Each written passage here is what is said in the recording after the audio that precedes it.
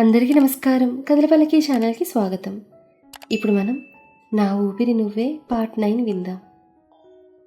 కాసేపటి తర్వాత స్నానం చేసి గదిలోకి వచ్చిన సిద్ధు మంచం మీద డ్రెస్ చూసి ఇదెవరు పెట్టారు, అదే పెట్టుంటుందిలే అనుకుని డ్రెస్ వేసుకుని తలదూవుకుంటుంటే గదిలోకి వచ్చింది దర్శన. తలదూవుకుంటున్న సిద్ధును చూస్తూ, ఇంత అందంగా ఉన్నావేంట్రా, నువ్వు కడుపులో ఉన్నప్పుడు అత్తయ్య ఏం తిన్నారో కనుక్కుని రేపు నాకు కడుపు వచ్చినప్పుడు అవే తినాలి. నా కొడుకు అందాన్ని చూసి జనాలు పిచ్చెక్కిపోవాలి, మహేష్ బాబుని మర్చిపోవాలనుకుంటుంటే, హే మెంటల్, వాడికి నీకు ఇంకా శోభనమే కాలేదు, అప్పుడే కొడుకు, వాడు అందం గురించి ఆలోచించేస్తున్నావు అంది అంతరాత్మ పక్కున్నవ్వి. హే పోవే అనుకుంటూ అంతరాత్మను పక్కకు తోసి ముందుకు వెళ్ళి, టిఫిన్ తినడానికి అమ్మ నిన్ను రమ్మంటోంది అంది సిద్ధుతో. వస్తాను, నువ్వు పద అంటుండగా ఫోన్ మోగింది. ఫోన్లో వీడియో కాల్ ఆన్ చేశాడు. పొట్టిగౌను వేసుకుని మోకాళ్ళు తొడలు కనిపించేలా వయ్యారం వలకబోస్తూ మాట్లాడుతోంది పిఏ. కానీ అదేం పట్టించుకోకుండా ఆఫీస్ మ్యాటర్ మాట్లాడుతున్నాడు సిద్ధు. మాట్లాడడం అయిపోవడంతో ఫోన్ పెట్టేస్తుంటే, సార్ మీతో మాట అంది పిఏ. చెప్పు ఏంటి అని అడిగాడు సిద్ధు. ఈరోజు మీరు బాగున్నారు sir, today you looking good, me hair style కూడా కొత్తగా ఉంది అంది కులుకుతూ పియ్యే. ఓ థ్యాంక్స్ అని నవ్వుతూ ఇంకా వెళ్లకుండా తలుపు దగ్గర ఉన్న దర్శన్ను చూసి, ఓకే ఇక ఉంటాను అన్నాడు ఫోన్ కాల్ కట్ చేస్తూ. దర్శన సిద్ధువైపు కోపంగా చూస్తూ నిలబడింది. ఇదేంటి ఇలా చూస్తోంది, కాశ్మీర మూవీలో కన్నెదయ్యంలా, కొంపతీసి వినేసిందా అనుకుంటూ ఏం తెలియని వాళ్ళ ఫోన్లో ఏదో చూస్తున్నట్టుగా నటిస్తూ కిందకు వెళ్ళిపోయాడు సిద్ధు. కిందకు వెళ్తున్న సిద్ధు వెనకే తను కూడా వెళ్ళింది కోపంగా. ఇంతలో దీపు టిఫిన్ ప్లేట్లో పూరీ విత్ పొటాటో కర్రీ పెట్టుకుని ఆవురావురమని తినడానికి చెయ్యి ముందుకు పెట్టేసరికి అతని ప్లేట్ని వెనక్కి లాగేసింది దర్శన. ఇదేంటి చెల్లాయ్, నోటి దగ్గరకు వచ్చిన టిఫిన్ని నోట్లోకి వెళ్ళనివ్వకుండా ఇలా ప్లేట్ లాగేశావు అన్నాడు బిక్కముఖం వేసుకుని. ముందు నేను చెప్పిన పని చేయి అంది దర్శి. ఆర్డరా రిక్వెస్టా అని అడిగాడు దీపు. ఆర్డర్ అంది కోపంగా చూస్తూ. ఆర్డర్ అయితే ఓకే, నాకు రిక్వెస్ట్ అంటే అంత ఇష్టం ఉండదు అన్నాడు దర్శన్ లాగిన ప్లేట్ని తీసుకుని తింటూ. ఏం పని అడగవా అంది దర్శి. నేను అడగకపోయినా నువ్వు చెప్తావుగా అన్నాడు దీపు. దానికి సిద్ధు పక్కున నవ్వాడు. దాంతో సిద్ధు వైపు కోపంగా చూసి మళ్ళీ దీపు వైపు చూసి, ఆ పియ్యని మార్చేసే, ఆ ప్లేస్లో జెంట్స్ని పెట్టు అంది దర్శి. ఇప్పుడు అంత తొందర ఏమొచ్చింది అన్నాడు పూరీని ఎంజాయ్ చేస్తూ తింటూ. తొందరే వచ్చింది, మనం ఇక్కడి నుంచి వెళ్లేలోపు నువ్వు ఆ పని చేసేయాలి అంది దర్శన. ఓకే డన్ అన్నాడు దీపు. ఏంట్రా డన్, ఇప్పటికిప్పుడు కొత్త పియ్య అంటే ఎక్కడ దొరుకుతుంది, అదేదో తింగరగా చెప్తే నువ్వు కూడా తింగరగా డన్ అండవేంటి అని విసుక్కున్నాడు సిద్ధు. నువ్వెన్ని చెప్పినా నా నిర్ణయం మారదు, మా చెల్లాయికి ఇచ్చిన మాట ప్రకారం మనం ఇక్కడి నుంచి వెళ్లేలోపు పిఏ చేంజ్ అవుతుంది అంతే అన్నాడు చాలా ఈజీగా.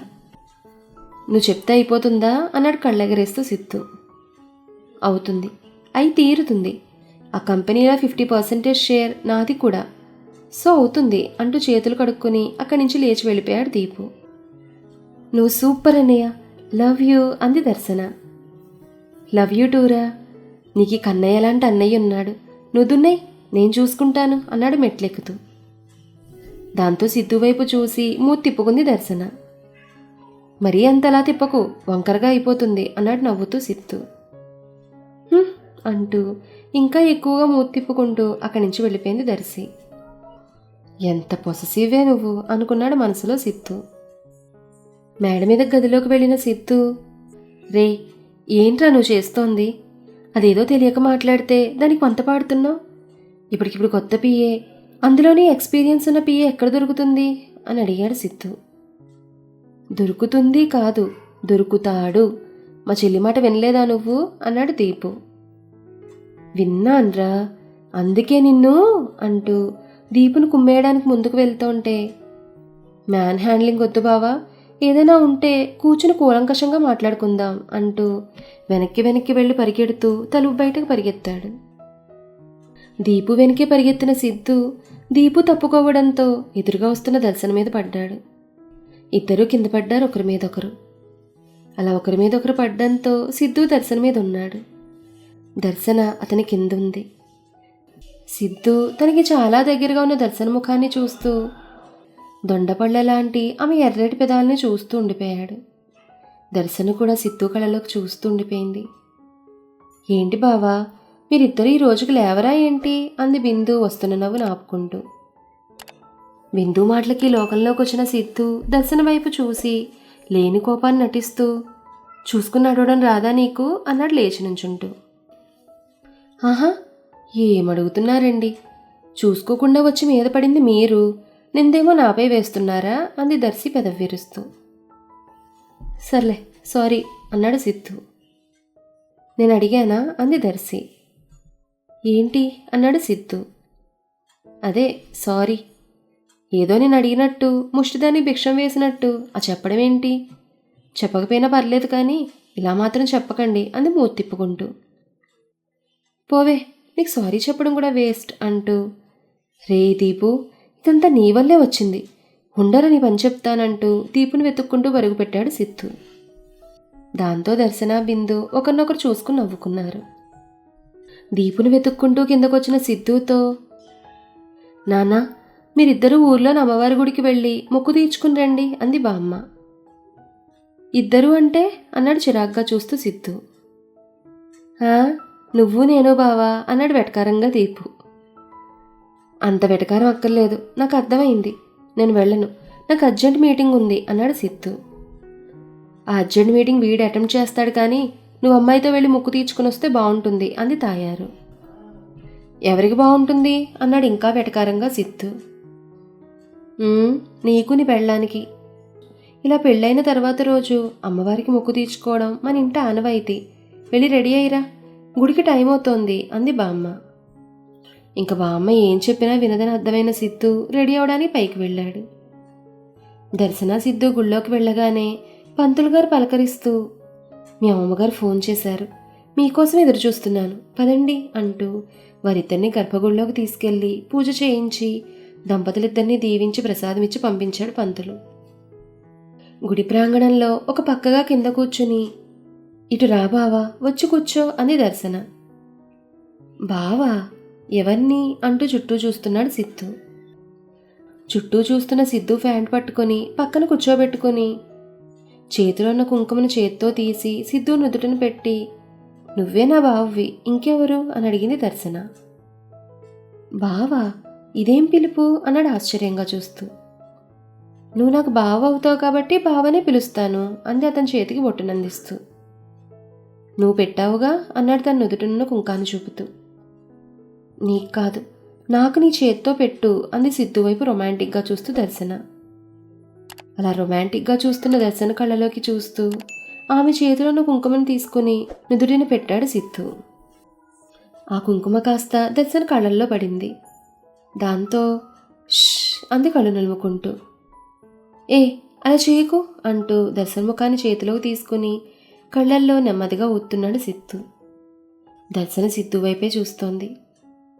ఇప్పుడు ఓకేనా అన్నాడు ఊదడం పూర్తవ్వడంతో. కానీ దర్శన సమాధానం చెప్పకుండా తన్నే చూస్తుంటే సిద్ధు దర్శన వైపు చూశాడు. నేరేడు పండు పట్టుచీరతో, తల్లో మల్లెలతో, చేతికి నిండుగా ఉన్న గాజులతో, క్యూట్ ఎక్స్ప్రెషన్స్తో చాలా అందంగా ఉంది దర్శన. అలా ఇద్దరు ఒకరినొకరు చూసుకుంటుంటే ఇంతలో సిద్ధు ఫోన్ మోగింది. ఫోన్ మోగేసరికి దర్శన నుంచి చూపు మరల్చి ఫోన్ అటెంప్ట్ చేసి పక్కకొచ్చాడు సిద్ధు. ఫోన్ మాట్లాడుతుంటే సిద్ధుకి ఎవరివో ఇద్దరు గొంతులు వినిపించాయి. మామా, ఏముందిరా పోరి, మిస్ వరల్డ్కి తక్కువ మిస్ ఇండియాకి ఎక్కువలా ముద్దుగా ఉంది కదరా. అవును బావా, మరీ అంతలా ముద్దొస్తుంటే ఆ పోరిని వదలకూడదు, ముద్దు పెట్టుకోవాలనిపిస్తోంది. మామా, పోరి వేసుకున్న బ్లూ కలర్ శారీ అయితే అదిరింది కదరా అనేసరికి అంతవరకు ఫోన్ మాట్లాడుతూ వీరి సంభాషణ వింటున్న సిద్ధు పిడికిలు బిగిసింది. అందుకే I will call you later అని చెప్పి ఫోన్ కట్ చేసి మండపంలో కూర్చున్న దర్శన్ దగ్గరకు వచ్చి, వెళ్దాం పదా అన్నాడు సిద్ధు. అప్పుడేనా, ఇంకాస్త సేపు ఉందాం బావా ప్లీజ్ అంది క్యూట్ పప్పీ ఫేస్ వేసుకుని.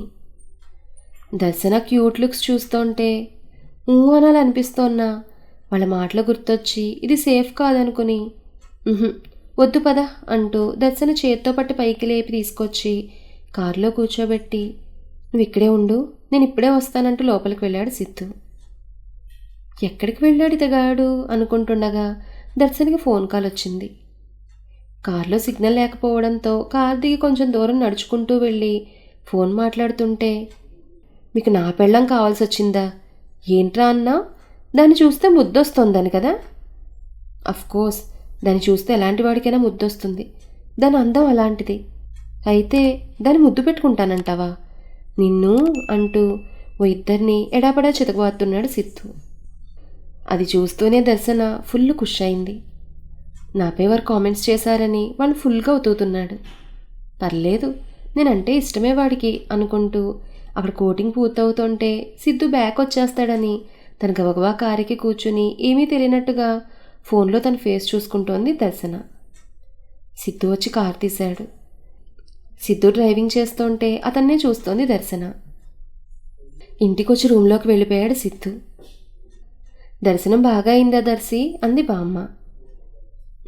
బాగా అయింది బామ్మ" అని చెప్పి తను కూడా సిద్ధు వెనకే వెళ్ళింది గబగబా మెట్లెక్కి. సిద్ధు గదిలోకి వెళ్ళి కోటిపి మంచం మీద పడేసి, "ఛ, బ్లడీ ఫెలోస్, నా దర్శన్ గురించి అలా మాట్లాడతారా? వాళ్ళకి ఎన్ని గుండెలు! వాళ్ళు అలా వదిలి ఉండకూడదు, ఇంకాస్త వడ్డించి ఉండాల్సింది" అనుకుంటున్నాడు కోపంగా. గదిలోకి వచ్చిన దర్శన నా దర్శన అన్న మాటని విని సంతోషంతో సిద్ధుని వెనక నుంచి హక్ చేసుకుని, "నాకు తెలుసు బావా, నీకు నేనంటే ఇష్టమని. కానీ కాస్త బెట్టు చేస్తున్నావంతే. అయినా మన మధ్య ఈ బెట్లేంటి చెప్పు? ఒక్కసారి దర్శి, నువ్వంటే నాకు ఇష్టమని చెప్పు, నీ ఒళ్ళో వాలిపోతాను, నీ గుండెల్లో గువ్వపిట్టలా ఒదిగిపోతాను. నా జీవితం నీ పాదాల వద్ద ఉంచుతాను" అంది కళ్ళు మూసుకుని పరవశంతో దర్శి. దర్శన చేతులు విడిపించుకుని, "లేదు దర్శి, నువ్వంటే నాకు ఇష్టం మాత్రమే ఉంది, కానీ మాయ అంటే ప్రేమ ఉంది. నీ మీదున్న ఇష్టానికి పదింతలు మాయ మీద ప్రేమ ఉంది. ఈ జన్మకి మాయ మాత్రమే నా లైఫ్లో ఉంటుంది, నువ్వు కాదు. ఈ విషయం నీకు మొదటి నుంచి చెప్తున్నా నీకు అర్థం కావడం లేదు. ఐఎమ్ సారీ" అంటూ కోట్ వేసుకుని కిందకు వెళ్ళిపోయాడు సిద్ధు. సిద్ధు ఏమంటున్నాడో అర్థం కావడానికి దర్శన్కి ఎక్కువ సమయం పట్టలేదు. అందుకే ఆ మాటలు తలుచుకుంటూ కింద కూర్చుని వెక్కి వెక్కి ఏడుస్తోంది. కిందకి వెళ్ళిన సిద్ధు, "బామ్మ, నేను ఊరు వెళ్తున్నాను" అన్నాడు. "ఏ ఊర్రా?" అంది బామ్మ. "హైదరాబాద్, మన ఊరు వెళ్తున్నాను. ఆఫీసులో నాకు అర్జెంట్ పని ఉంది" అంటూ దీపుని చొక్కా పట్టుకుని లాక్కుని బయటకు తీసుకెళ్ళిపోయాడు బామ్మ చెప్తుంది వినకుండా. ఇదేంటి వీడు ఎలా వెళ్ళిపోతున్నాడు? ఇంకా 5 రోజుల వరకు అమ్మాయిని తీసుకెళ్ళని ముహూర్తాలు లేవు.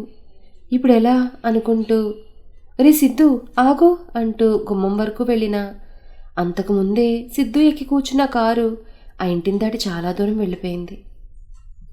మరి తర్వాత ఏం జరిగిందనేది నెక్స్ట్ ఎపిసోడ్లో తెలుసుకుందాం. ఈ కథ మీకు నచ్చితే లైక్ చేయండి, షేర్ చేయండి, కామెంట్ చేయండి. అలాగే మన కథల పల్లకి ఛానల్ని సబ్స్క్రైబ్ చేసుకుని పక్కనే ఉన్న బెల్ ఐకాన్ని క్లిక్ చేయడం మాత్రం మర్చిపోకండి. ధన్యవాదాలు.